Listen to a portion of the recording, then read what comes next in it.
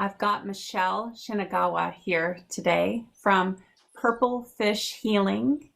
And Michelle, I love your business name, by the way. I made sure to wear my purple in celebration of Purple Fish Healing. She's a Reiki master, and she does neural movement, chakra healing.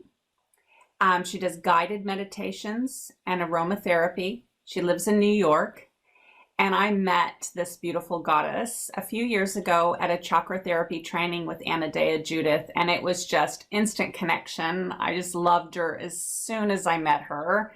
She's so high vibe and so beautiful and doing some incredible work, has an incredible community. And it's such an honor and a blessing to have you here with me today. I love that we can connect from New York and Sweden and then touch all these people. It's just amazing. So thank you for being here. Oh, thank you for inviting me. It's an honor to be here.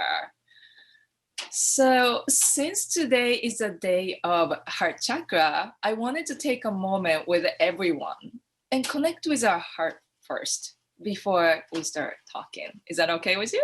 I would love that. Yeah, sounds great. Oh, hey. So please close your eyes and let's take a nice deep breath in to connect to our heart. And maybe you can tap into your love and compassion. And yes, it may be a good idea to bring your hands over to your heart. And breathing in again to connect with your heart, your love and compassion. And breathing out what's not love. Anything that you need to release. Breathing in one last time. And connect your heart, love and compassion, and just fill your body with it. Get all juicy and breathing out, releasing whatever you don't need anymore. And when you are ready, gently open your eyes in this space of love, compassion with our heart. Beautiful. What a lovely way to begin. Thank you so much.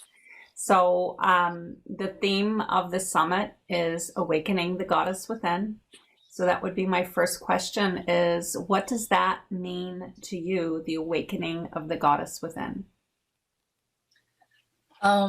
So first of all, I feel like some people think like, oh, well, you know what? There's some goddesses out there, but that's not me. And I wanted to say that goddesses lives within every woman. So for those of you who's listening and who's wondering like, oh, I don't know if that's me or I don't got it, you got it. And she is our life force energy, our passion, and our wild and free self. Maybe if you just, as you're listening and watching, maybe you can just move yourself a little bit and just start to awaken your goddesses within. Yeah. See, look at Schamet, how beautiful she moves. And the thing is, she isn't always fully awake within us. We need to make a conscious choice, right? That's what we need to do in order for us to be in touch with our goddesses.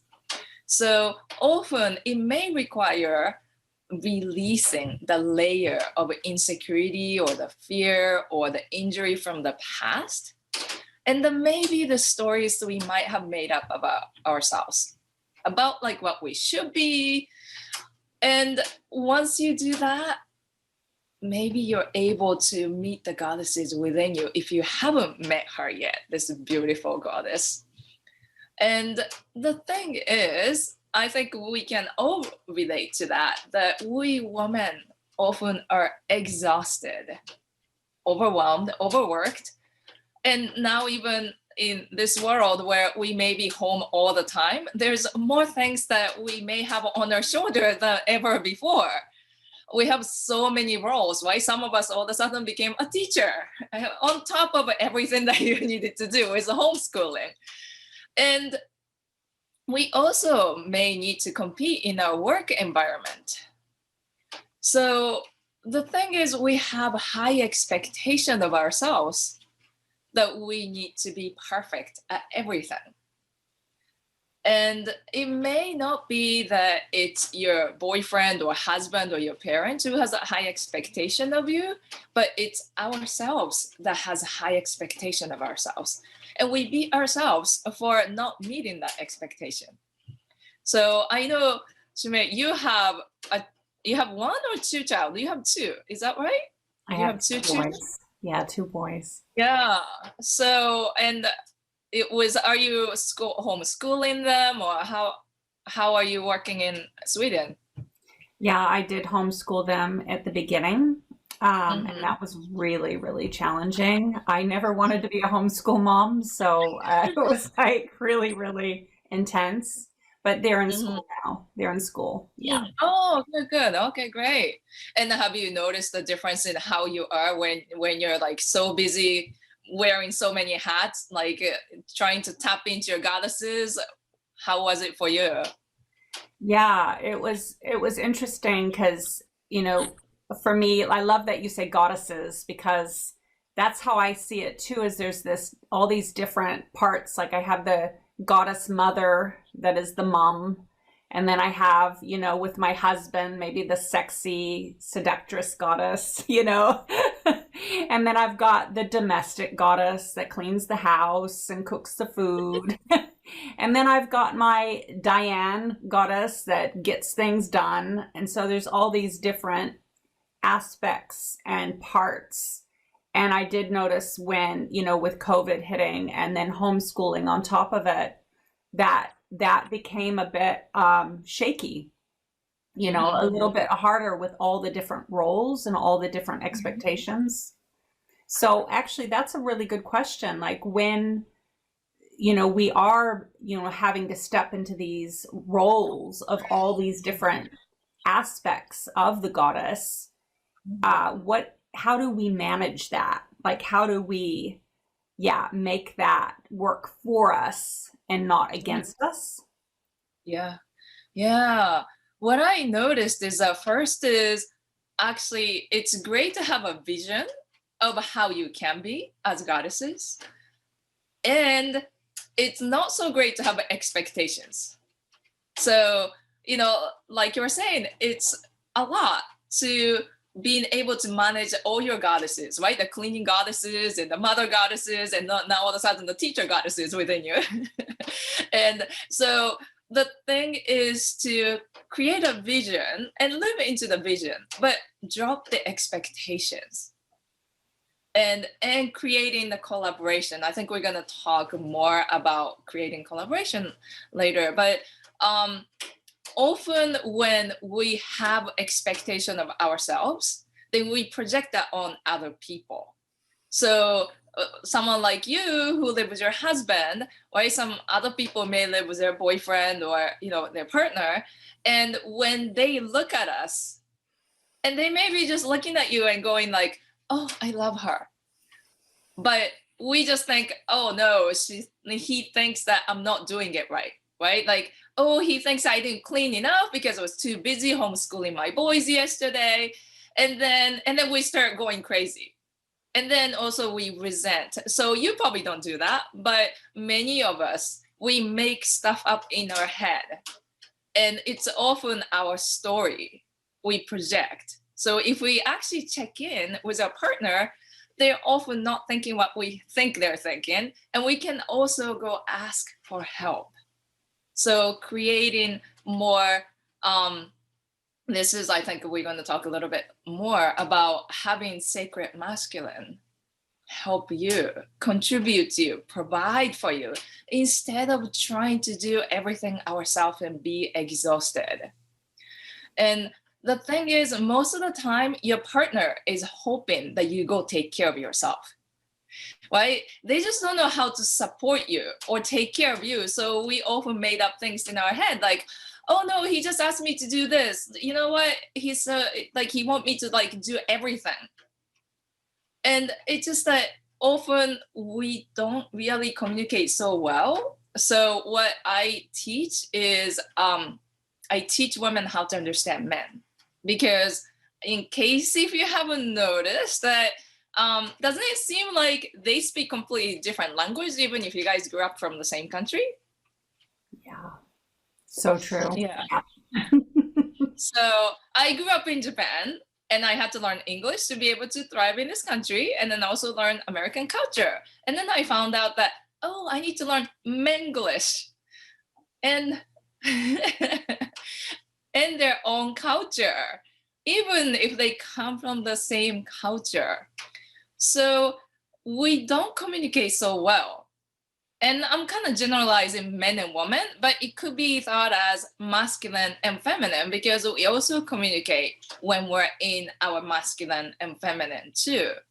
So what I noticed is that as a Reiki teacher, I emphasize on importance of self-care. So first thing my students learn, excuse me, is the daily self-care. And once they learn how to take care of themselves, their goddesses are awakened and they come out. And as they treasure their goddesses, their partner notices it and they treasure, the goddesses in their partner.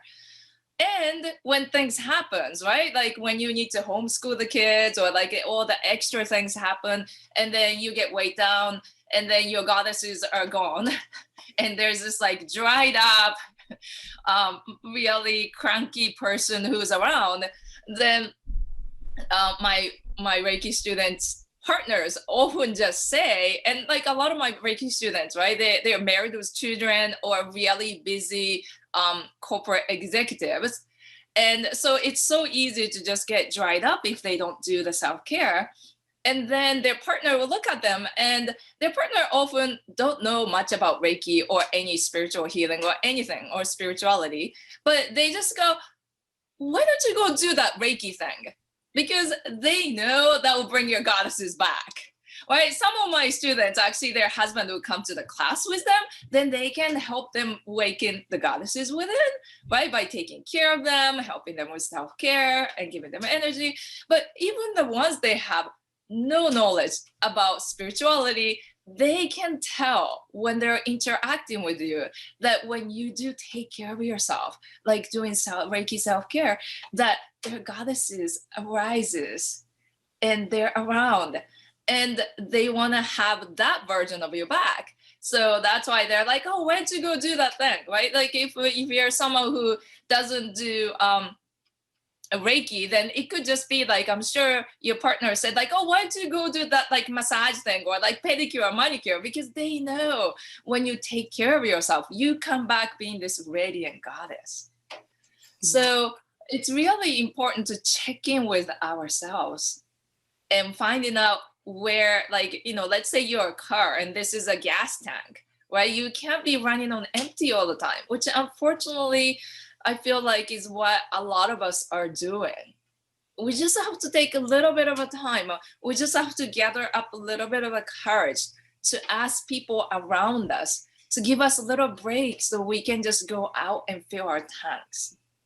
Yeah, I love that so much. I actually today, because I'm running the summit and doing the interviews, today I actually just stopped and I went and I lied down and I took a little nap, a 40-minute nap, and it felt so good. It just revived my energy. And then when I went and picked up the kids from school, I had the energy to greet them. And and it's just sometimes that's what we need to do, is take that time to recharge. Yeah. Yeah, definitely.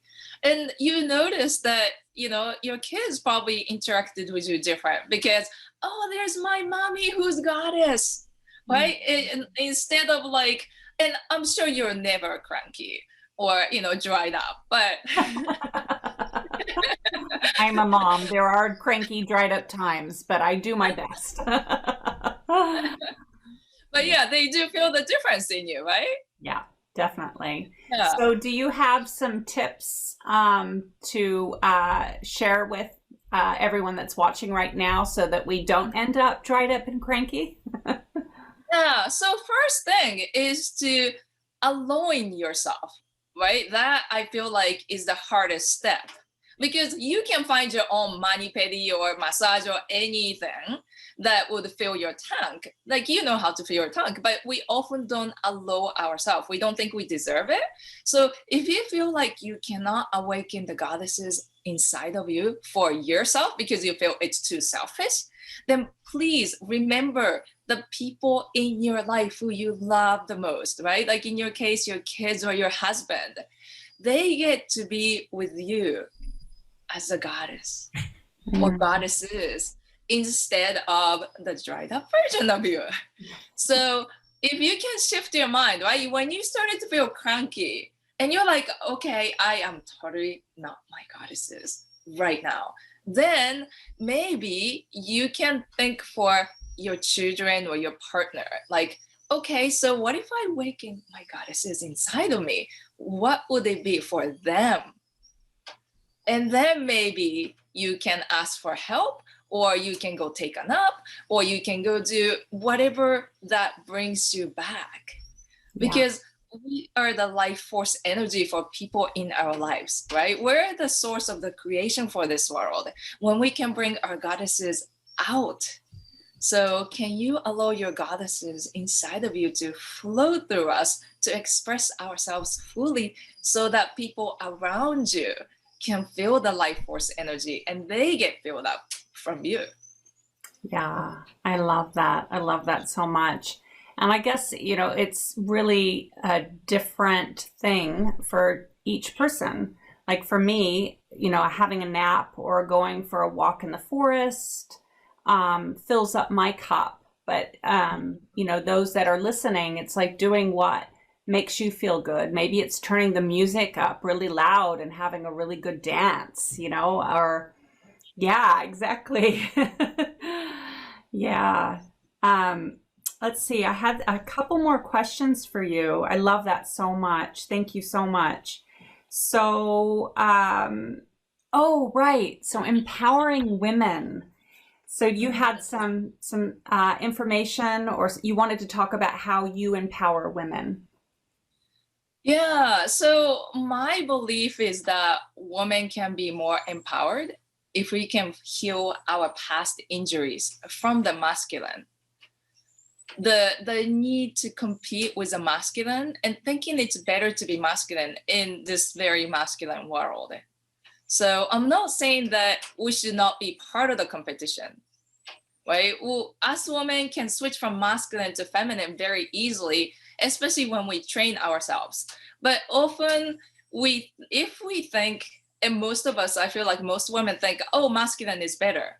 And then we try to compete in the masculine world, and we forget to bring our feminine back, our goddesses back in ourselves. And for us women, we can switch back and forth. For most men, they wish they have that ability, right? They're always single focused. They're just being direct and going to, just go, go, go. And as goddesses, we could just have the vision and allow things to flow for us instead of doing this. And we can do both, right? So we can create a vision and then do this, or however it works, but it doesn't have to be one way. So I live in New York City, and I spend most of the time as, masculine energy, and I'm a go-getter too. And I also bring out my goddesses and receive what masculine around me provide for me. So just like what I was saying before too, but a little bit more in that, why not let the men around you contribute to us so we feel empowered and stay in our goddesses? We're not less when men or masculine contribute to us. They, like, you probably notice, right? When people contribute to you, they feel good that they get to contribute to you, especially when you're the amazing goddesses who know how to receive. They're like, oh, what else do you want? What else can I do it for you? Because they get so much energy from contributing to you. So I feel like we can be more empowered if we can collaborate and if we can let especially the masculine, and it could be other goddesses contribute to you too. But masculine, right? They're innate, they're born to provide for you. They want to be your hero. So why not let them contribute to you? And we don't have to do everything. We could just sit and graciously receive and not. So this is another thing too, right? And we often feel guilty or selfish. But what if we are contributing by receiving? Because most of the time we're like, no, right? I can do it myself. And then have you seen someone who was offering to help you look disappointed? You probably have that experience, right? Yeah. So yeah, if you could actually allow someone to contribute to you, then you feel empowered and we can stay in our goddesses. There's one caveat to that though, is that when someone tried to contribute to you, especially I'm talking about maybe domestic partner, right? Someone who you live with, your romantic partner, and they try to contribute to you, and they may not do things right the way you expect them to do, like a perfect woman would, right? The way you would do it. So like the way they would unload the dishwasher, or the way, they'll be, so you allow them to contribute, and then you come into the kitchen, it's like, wait, what happened? How come the dishes are still in the dishwasher when he said he was gonna do it? So you may just have a better communication, and then also allow them to contribute the way they can contribute. So when people around us, there's also the other part is when people around us did not do the things we expected them to do, and then we often make it mean that they don't love us or care about us or respect us. So we can create a story and get heartbroken and then take over, right? Like, oh my God, he must not love me that he didn't unload the dishwasher when he said he would take care of the dishes. Fine, I don't want to feel hurt again, so I'm just gonna do everything by myself. And I'm never gonna ask him again. And I'm just using dishwasher, but there's many different things, right? Like, oh, well, I thought he was gonna take care of these things. I would have done it because I love him, so he must not love me. We create all these stories and we disempower ourselves.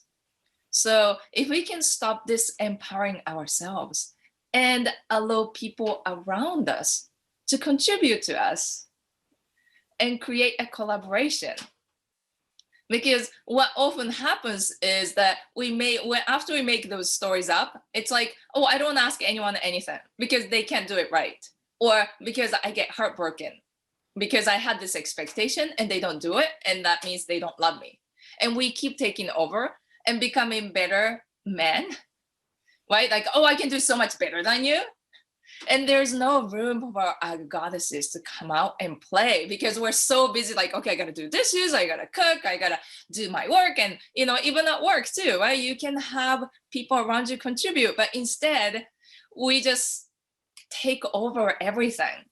And then we don't have our goddesses. It's like somewhere all the way down going like, oh, can I come play? But it's like, no, I gotta get all these things done. It's like, okay, maybe one day I can come out. So why not let the masculine or our other goddesses contribute to you in collaboration to bring out your goddesses? And they can feel your life force energy, right? Just like what I was saying before. When you take care of yourself, when you're not just doing everything, then your goddesses can come out and they feel the energy. So one of the things I would say is it's really important to heal the past injuries from relationship. It could be the romantic relationship or work relationship. So you can let go of the past expectation and stories so that you feel safe to bring out the goddesses within you. Oh, I love that. I love that so much. It is, I really resonate with that. I feel like it's definitely when we as women stepped back into our power, in a lot of ways, it's like we've become like men. you know, even with the cutting the hair off and joining the workforce and like, and there's something to be said about being able to surrender to our femininity and allow, you know, the men to be men. And I mean, I've been married and in a relationship with a man for 20 years. And so it's giving, you know, and I have 2 boys. So it's given me a pretty big window in to that dynamic. And I love allowing and surrendering to what he has to bring and then what I have to bring.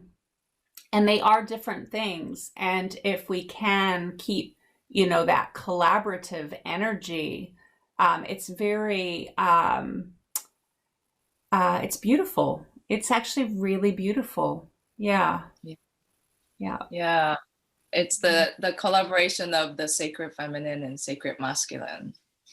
Yeah. Yeah. And how do you feel about how, you know, the sacred masculine and the sacred feminine within each and every one of us relates to the awakening of the goddess within as well? Yeah, so I feel like, and I hope I'm not offending anyone, but there's many masculine female, right, who are dominant. And I live in New York City. I've been there. I've done that too. And I feel like the masculine feminine is most brutal. And when like we could bring out our sacred masculine, but often we bring out the just the dominant masculinity inside of us as a woman. And you know, there are men who bring that out too, but I'm just saying, as a woman, I feel like the hardest people, especially for women to work with, are the dominant masculine female. It's just very cutthroat. There's, you know, no compassion there.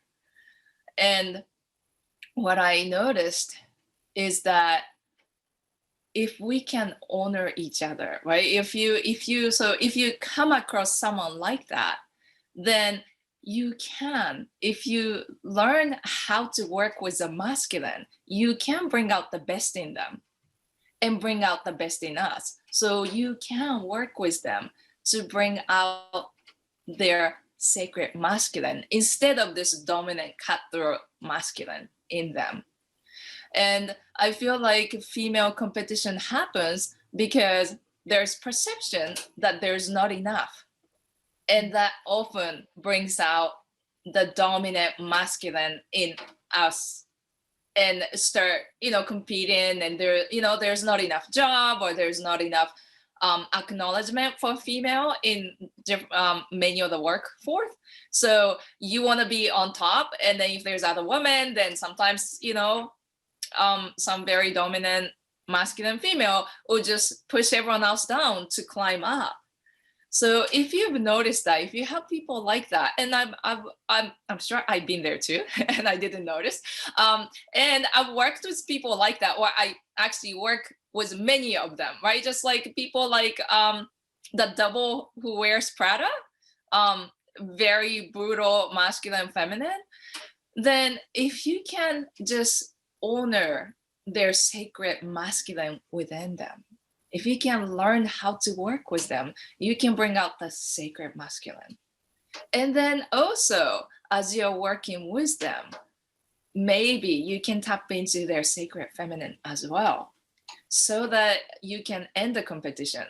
So often, right, we only have control over us. We don't have control over them. So what we need to do, once again, is to take care of ourselves and bring our goddesses, and also bring out our sacred feminine and sacred masculine to inspire others. Like, you could be around, I'm sure you experienced this, like if you're really, really happy, then you could affect other people, right? There's people who are just like not too happy and complaining, but then if you're around long enough, their mood changes, and maybe they will go home saying like, wow, I feel so much better. I don't know what happened. So first is understanding how to work with masculine, But second is bringing out your goddesses, bringing out your sacred masculine and sacred feminine to just inspire others to be that way, bringing out their own version of sacred masculine or sacred feminine. And it's always not so easy to balance them. And I feel like most of us in this world go more into, and maybe because I'm in New York City, if I live in Hawaii, maybe it's a different story, but we bring out more of our masculine. So I'm always more conscientious of the fact that I spend more of my time being masculine, which there's nothing wrong with it. And when I try to bring out my sacred masculine as much as I can, instead of trying to be dominant and trying to beat other people, trying to, being in the competition, but trying to be in the collaborations instead. And then because I know that I spend most of the time in masculine, that I make a conscious choice to take time to bring out my my sacred feminine, my goddesses within me. So there are some rituals that I do, and then there's also people that I would see that I know that will bring out my feminine self. And like right now I can't go to many places, but there are places that I would go. So just knowing, right, like talking about filling your cup or filling your tank, just being aware of ourselves and figuring out what it is that we need in order to be able to fill those. And then also finding out the how do I say, finding out like which cup is full and how much of it is full and what's missing. So we can even think of it as, just like a car, and it's like, oh, okay, this gasoline is missing, let's go pump it. But most of the time we're running with empty gas. So that's that would be what I think. I wish the female competition, I feel like, is the most brutal, and if we can turn that into female collaboration, so like just like what we're doing, right? You brought so many people on this summit that's collaborating, and I'm so honored to be able to collaborate with you, instead of just us ourselves trying to convey our message and trying to compete with each other. So if you can bring more of this. Yeah, I love that you brought that up, because it is something that I have encountered, and it really it made my heart very sad to experience it. But I love the way, to be honest, when I met that that kind of pushing down so that they could be on top, like cutting me down so they can be the star or something like this. And I remembered feeling very startled by it, like what's, almost shocked, couldn't believe that it had happened. And I think I just went into this kind of judgment place of, and wronging them for it and shaming them for it, because it's not how I am, it's not what I do. But I love the way that you talk about it, because it's a really not judging, not shaming, but understanding, like kind of normalizing it. And I guess maybe it's because you do live in New York, and it's like something that, that is constantly something that you have had to address. So that's really interesting. It's almost like the energy of staccato, isn't it? Yes. So you have, is it fair to say that you've mastered the resilience of dealing with the energy of that kind of wounded masculine? I'm not sure if I would say mastered, but I can recognize it, and I know how to work with it, and I guide people on how to work with that. I worked before I started all the healing, I worked for one of the top advertising agencies in New York City on Madison Avenue. So you could see how crazy things could be and how competitive it can be over there. So yeah, and that's where I learned to be able to maybe master it or to work with it, because so many people there are very, very competitive. Wow, that's amazing. I'm so glad I know you. I wish I would have known that, 2 years ago when I was in the thick of it, because it really, like, it was really hard for me to navigate my way through it because it's so not who I am. And when I experienced it, it was so shocking. It was like the rose-colored glasses of seeing everything through love, peace, and happiness had just been like stomped on and squished. And then I thought, and then I could just see, how damaging that energy can be. So I love that you teach people how to navigate that territory because I think it's really important. Yeah, I was, I grew up in Japan and I was really shy. And I really need to learn to hold my ground, right? I feel like that's another thing that as women, we need to learn. We either suppress and explode, or we just turn our back and what do you call that? Check out. So I used to just check out, withdraw myself. But then I learned to hold my ground. So when things like that happens, right? Like when the dominant masculine would try to push me down, I don't need to compete with them, but I can stand on my ground and I can see a way to inspire people like that. Beautiful, beautiful. I love that. I love that. I feel like that's where I am now in being, yeah, I know it's such an empowering place to be, isn't it? To be able to stand your ground and not like slip into that victim mentality. Yeah, That's yeah, awesome. yeah, it's a big one. It's a big one. So is there anything else that you would like to offer and say to everyone that's listening to us now about the awakening? Well, what I would like to do is I wanted to offer you, those of you who's listening, a releasing meditation. So as I mentioned, as we're talking, I feel like there's a lot of baggages that we're carrying that would not let us have our goddesses fully awaken or come out. So I was wondering, maybe we can do a group releasing of the past wound, of maybe the insecurity or fear or wounds from the past. And would that work for you? Yeah, that'd be great. I would love that.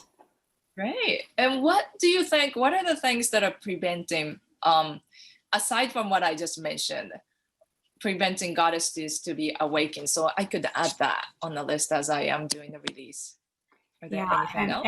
and just for time, we are coming up on time, so maybe it's a mini meditation and then doing a little bit more for the backstage all access pass. Would that be a good offering as Great. well?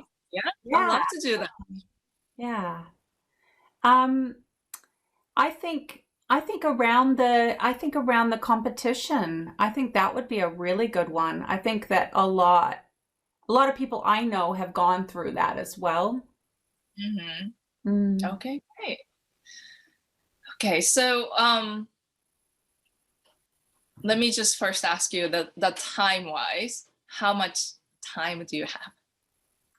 Um, what do you think about maybe 5, 10 minutes? Okay, great. Yes, Yeah. I think I can do it in 5 minutes or so. Well, you just Great. go with your flow. I'm just trying to keep all the videos at a certain, so they're Yes. Oh, I totally understand. yeah. Great. Okay. And so everyone that's watching right now, even though this is a recording, we are sending energy out to everyone that is listening. And Michelle is sending energy, and I'm also holding the space and the energetics of this guided meditation. So yeah. Thank you. Yeah, so we got your back. So please close your eyes and let me take you to this journey of releasing your past wounds, your past injury. So take a nice deep breath in and breathing out. Taking another nice deep breath in to connect to yourself and breathing out.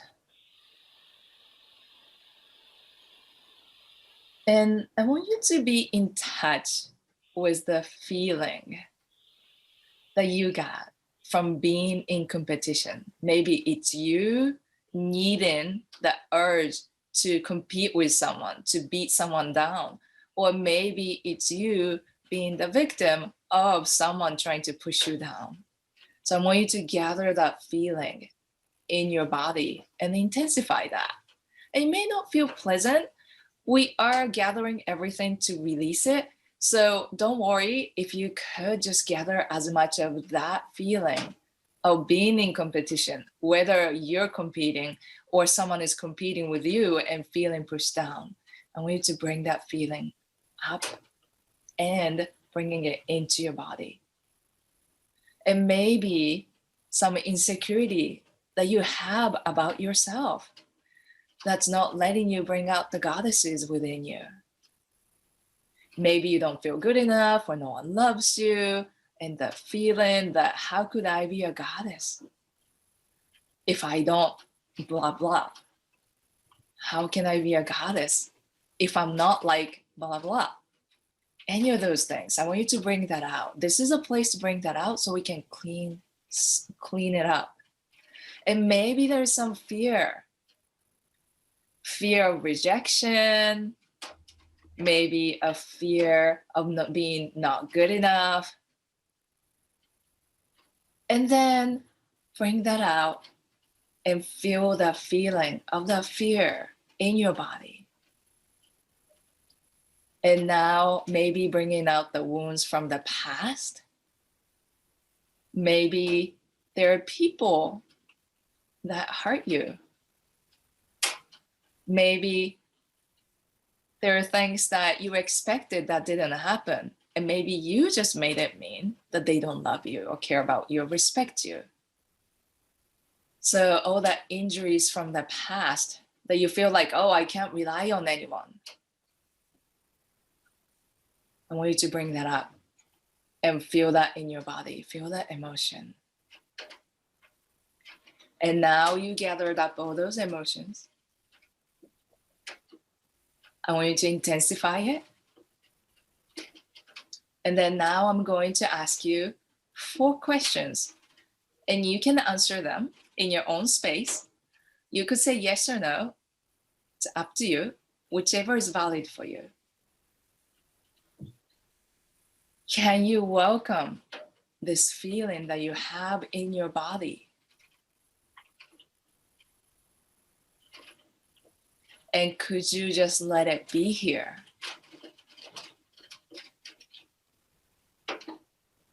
And could you release this? And would you release this? And when would you release this? And let's try to release it together so we can do group releasing. Please take a nice deep breath in and breathe out as you release all these emotions, all these feelings that's not serving you anymore. So keep breathing in deep to wherever that you're feeling in your body. Maybe you can even imagine a white light or golden light breathing into that location and breathing out and releasing them.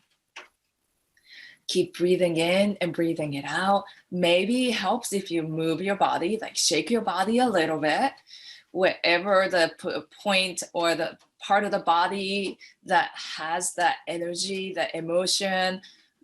Just keep breathing in, and maybe you can kinesthetically push it out wherever that may be. And maybe it helps you if you just brush that area off and just say goodbye to that energy, that emotion.